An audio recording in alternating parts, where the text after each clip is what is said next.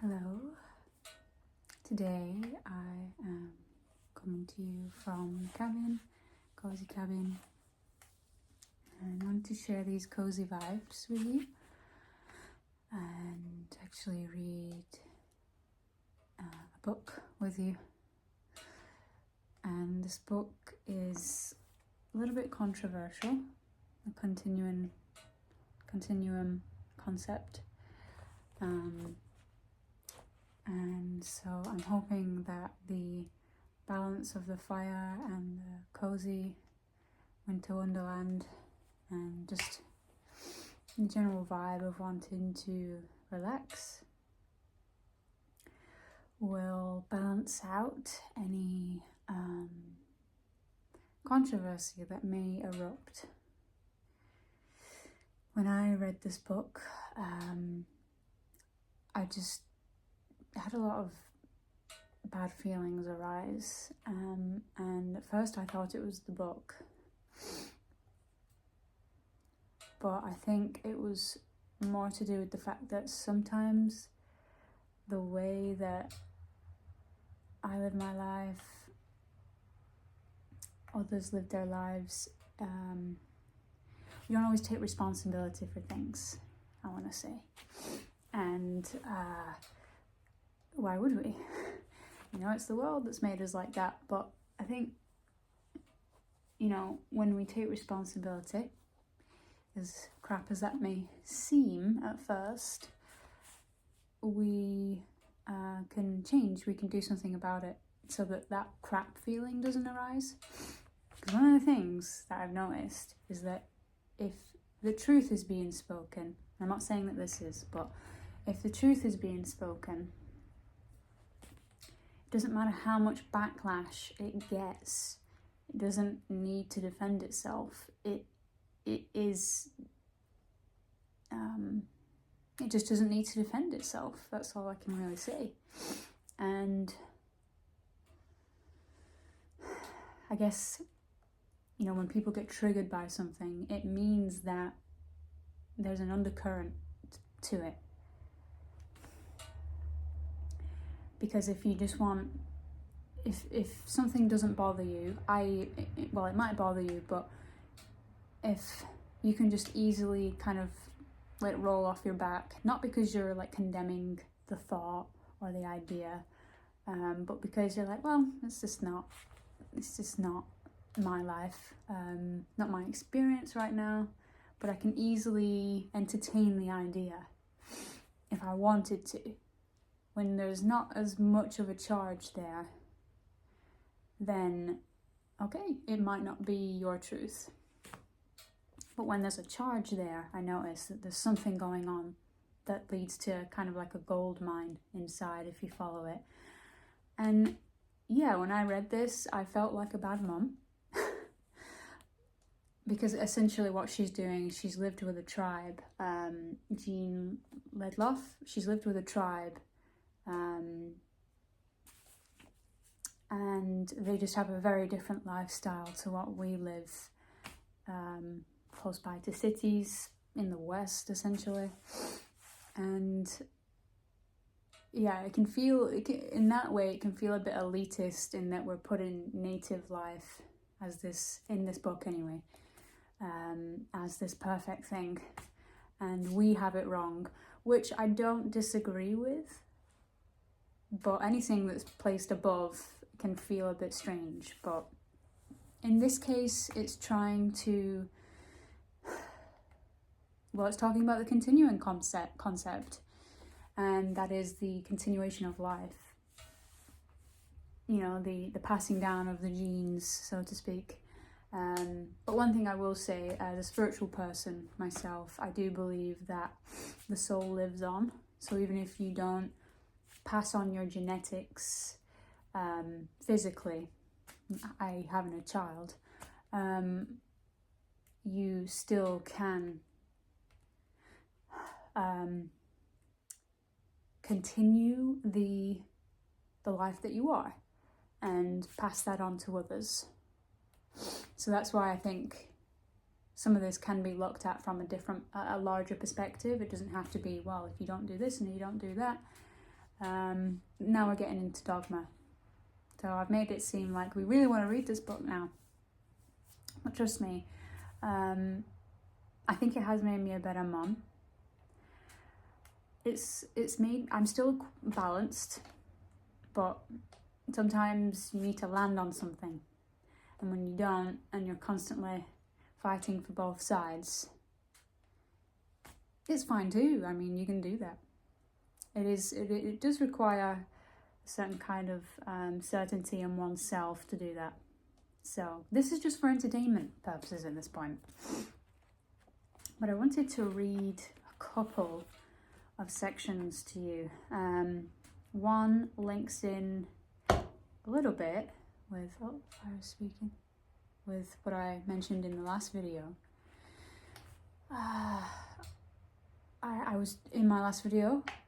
You can go watch it. I'm not probably gonna go into too deeply what I was talking about there, but I was saying how I had some resistance toward being a housewife and a mother.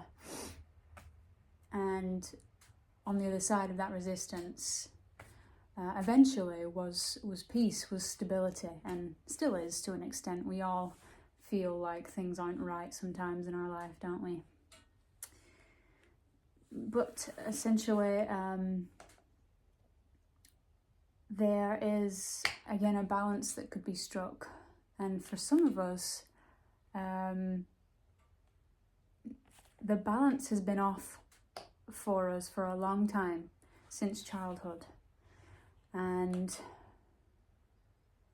so we have to work a bit harder to gain that balance. And I want to illustrate that with a story about, I'm going to start with a lovely topic. Sorry, I don't mean to make light of it, but it's quite an intense start to an ASMR video. But I talked about a story of suicide in my last video. And this morning I picked up this book and I opened it to this one, and it's another story of suicide. So I just wanted to share that, and then I'm going to share one other thing with you. Because I do feel quite passionate about talking about suicide. I know a few people that have committed suicide, and I feel like there's a story to be told there. So that's why we're doing it. Okay, so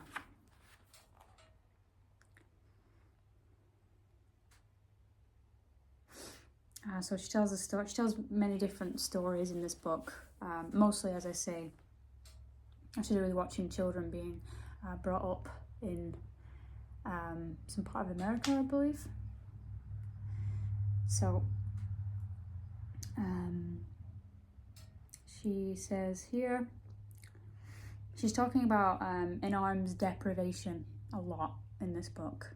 And essentially what it is when a child's needs have not been met when they've been younger, and how when those needs haven't been met in the correct way, we're talking about correct here, and who knows what that really is, but I think there is something to be said about it, so I will get into that. But everything in their life, they try to make fill that void that was missing, and I'll let her words explain it a little bit more, but essentially some of these more difficult things we're about to touch on, she links to In Arms Deprivation, but I'm sure there are many, many reasons for the situations that occur that are, difficult for people, cause a lot of mental health issues and things like that. I'm sure many factors are involved, so it's not just one thing.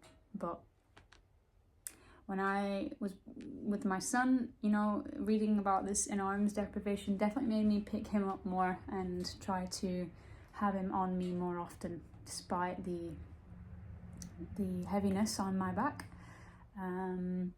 So that can only be a good thing. Not many years ago, a famous blonde film star became the victim of what was apparently an unbearable imbalance between her need to hope and things left to hope for. She was the world's most successful actress, the world's most desired woman. She had reached for married and divorced men of notable physical and intellectual achievement. By the standards of her imagination, she was all she wanted. She had all she wanted. Bewildered at not having achieved the missing feeling of rightness, she searched the horizon for something desirable that she could not immediately have, and failing, committed suicide. And she's going on to talk about, other women saying, how could she do that? She had everything. And again, it's talking about this void that was a primal need from a young age. I remember in English language, we looked at some studies on very young children who were deprived of any speech, any love, were kept in cages, things like that. Were treated like a wild animal. And though they can recover from that in later life, the effects of it were quite intense. Now, with someone like this, who's wildly successful, because this is the opposite kind of story, right? Usually we think, well, the people that maybe do commit suicide or have, a lot of problems, they have a lot of lack in life. But sometimes successful people are also driving themselves out of a lack, out of a void that can't be filled. What actually can be filled, and I guess it requires a lot of understanding of themselves and why they're either so driven to be successful in certain areas and never feeling satisfied. To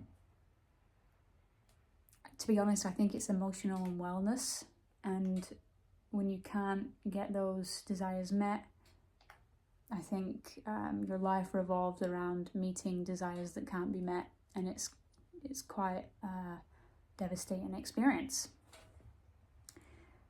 So, far more common is the desperate behaviour of the successful, whose instinct for self-preservation prevents the ultimate step into oblivion, but whose lives are full of heavy drinking, drug-taking, divorce, and melancholy. Most rich people can and do long to be richer. Those with power want more power, and their longing is thereby given form. It is the few who have come to the end, or within sight of all they had it in them to want, who have to face the unsatisfiable quality of their longing. They cannot remember its original form, their craving as infants for their place in their mother's arms. To all intents and purposes, they are staring into a bottomless abyss, asking and receiving no answer about the point of it all, when once they may have been quite sure it was money, fame, or achievement.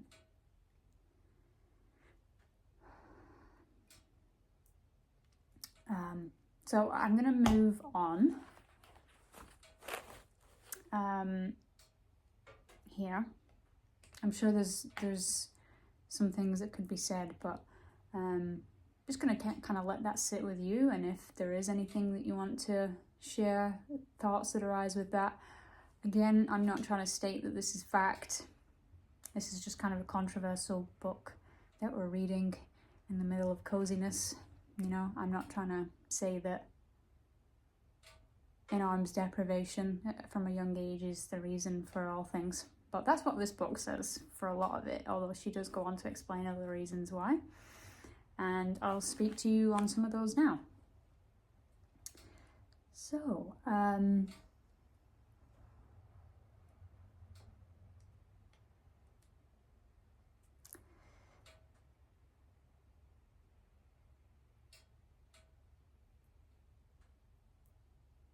again, the purpose of this book is to talk about like the unsocial aspect in us. So the parts in us that rebel against socialization, that become very antisocial, that don't want to continue life on, that don't want to have a life anymore. Those parts, this is what this book is trying to speak to, whilst also giving some parental advice on how to look after your child from a young age, including just some good parental advice, I would say, that I have been grateful to learn from these tribes people, how they go about life quite a simple life, but hard one nonetheless. And so that's the main aim of this book. So let's see here. I'm just going to start reading. So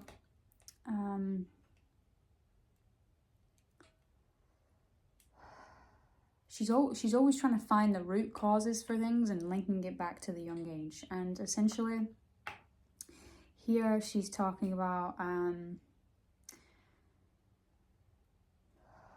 there is evidence that the strong current of demand for love and attention coming from mother to son can, in its overpowering of the baby's demand, be the cause of homosexuality in his later life. Now, this is the very controversial stuff, okay? And I say controversial because it might be very triggering. I've had different parts of this book trigger me. I've had different parts trigger me. And I had to put it away for months. I couldn't look at it. So you may find that, just give it a bit of space if it is a bit triggering. If this part triggers you, right? Because I could read many parts in this book, but we've only got so much time. So essentially she's saying that if the mother, regarded as possessive or over-attentive, is in fact not giving love in her concentrated efforts to win her child's undivided interest, she is demanding it. She often plays the role of little girl and tries to beguile her child with infantile cues into paying attention to her or feeling sorry for her. Unable to prevail against her pull on him, the child's pull upon her goes unnoticed, unanswered, and he cannot free himself of his need to get her attention directed at his own lovableness. He grows up feeling that playing the pouting, flouncy little girl's role is the way to win. He plays it against his mother's similar effort, and as an adult finds himself magnetized by his seemingly available mother, who protests her love and selfless adoration for him, while actually draining him of every bit of attention he can give as a growing child and adult. Having learned in this way that there is no love to be gotten from the female species, but instead that males are the ones who give mothering, they turn for love to males, and often find themselves attracted to very young ones, like the boys they themselves were when their mothers demanded and got most intensive mothering from them. The relationship is then often one of competing for mothering. The homosexual male does not imitate the female adult when he camps, but the female child his mother played to him. Maturer aspects of adult love are often missing, and the homosexual couple finds difficulty in making an alliance of the sort that develops with time. Exceptions are often men who have been blocked away from women for other reasons, such as continuing horror stories about the evils of women told to them from an early age. Female homosexuals often feel blocked against the possibility of receiving love from males by cruel or unloving fathers. If they grew up in the presence of a mother whose longing for male attention was a strong factor in attention to them, they may behave in a masculine manner because it seems to them the winner's role. Interesting. That's actually really interesting. Research into these possibilities might be of substantial value in understanding and treating the unhappiness involved.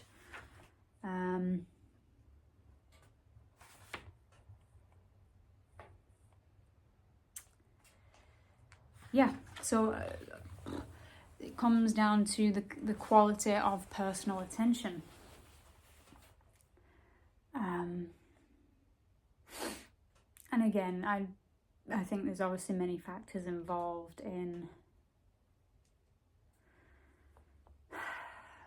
why we have, mental health come up for us, why we seem to struggle more with our emotions than some civilizations or cultures, let's say, why there's so much competition. I think that the part that I found interesting there was If they grew up in the presence of a mother whose longing for male attention was a strong factor in her inattention to them, they may behave in a masculine manner because it seems to them the winner's role. You know, I mean, hey, the two parts that I just read to you there, the first one about the mother kind of being immature and needing the child to give them attention, has definitely made me be more aware of when I might be doing that with Elliot. So it's brought up a lot of awareness points for me. Just making sure I do steer away from those things, because, you know, as an adult, I want to be a mature adult, and if there's still parts in me that I'm babying and being the infant around, that's not going to bode well with bringing up a child who is an infant. You need an adult to raise you. And yeah, the part about the mother wanting the attention of the father so much that they don't pay attention to their child, it does kind of make sense that the child might start to inherently think, well, if I behave more masculine, even though I might be a woman, even though I might be a girl, that's the winning quality, because I want to be wanted like that. You know, it's just these little things that make you think how deeply ingrained those can be from a young age, all depending on our behaviors. And do I think we can change those things? I think you can, when you sit with them and you become aware of any behaviors that may have occurred in your past, what behaviors might still be living in you from that past, and again, taking responsibility for those things. So it's a good book. I would recommend it. It's the kind of book that's really triggering. I haven't read a book so triggering in my life, and I think it's because I just had my son. Well, maybe he was like 6 months old, and you know, some of the behaviors that were coming up that I was doing, that he was doing, or I can't remember how old he was, something like that. I was like, oh, okay, there's a better way to do this so that there's a more desirable outcome. Now, one of the things that's also talked about in this book, and then I'm going to leave this with this video on, is talking about, it talks about not, when we as adults lack love, we try to give it in ways to our children that maybe aren't the best way of giving that love. I.e., it could be that love could be saved for when they really need it. And it talks about something like, you know, when they fall down, your child, or when you fall down, when you fall down. For me, I mostly just, I've caught myself doing the one thing, which is just like, oh, you're fine, don't worry about it. And I've also caught myself doing that, oh my goodness, that must have really hurt. I'm so sorry that happened to you, you know, and doing that. Whereas it talks about, you know, really saving that, let's say, sympathy, empathy, prayer for them to be fine and for them to be well, for when they're actually really sick. You know, and there's really a problem, because if they've just got a really painful cut or a really painful thing that's just happened, yes, you can see to them, but you don't overdo it. And one of the things that I'll say about that, because everything comes with consequences, is that the child may grow up to think that you're a little bit stoic, right? And may think that, oh, my parents are kind of strict and they don't, you know, and so that creates another kind of thing. But we are trying to, I mean, we're trying to go for the right kinds of behaviors as parents. And essentially, to me, the right kind of behavior is where the child is basically content and calm. Not calm all the time, but they're basically content. they're not misbehaving all the time, and they do want to, you know, get into a relationship, procreate. Now, somebody mentioned on my last video, really cool comment, about how they're quite satisfied in their life with making music, because it's a very personal thing for them, and they feel like they share a lot with others when they do that. And I think she was talking about being close with friends or family or something, and how, you know, at the moment she doesn't need another partner for that, which is totally understandable. And I guess it just came into my mind because when I just said that about the child growing up and wanting a partner, things like that,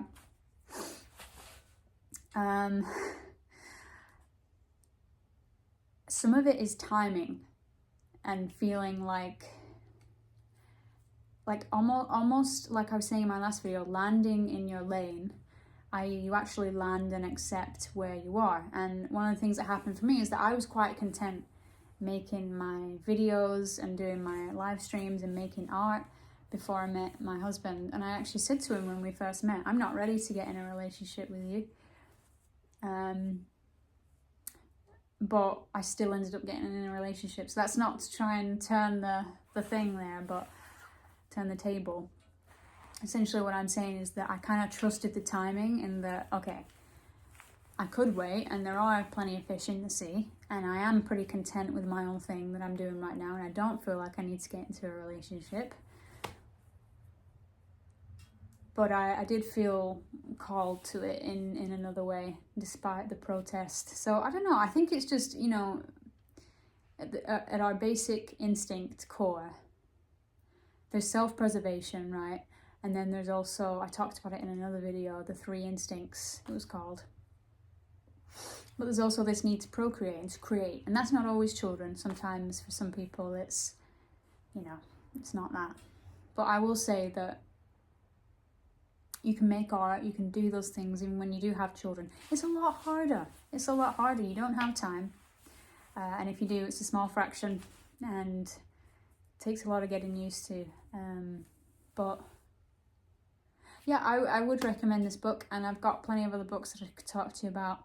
So it's not like this is some holy Bible or something. But I did find that it was, some of the points she was making did make me think about our culture and the ways that our parents have brought us up and their parents brought them up, and what kinds of maturity was there or was missing, and how that can lead to really big life decisions in the future that can lead to more unhappiness than fulfillment.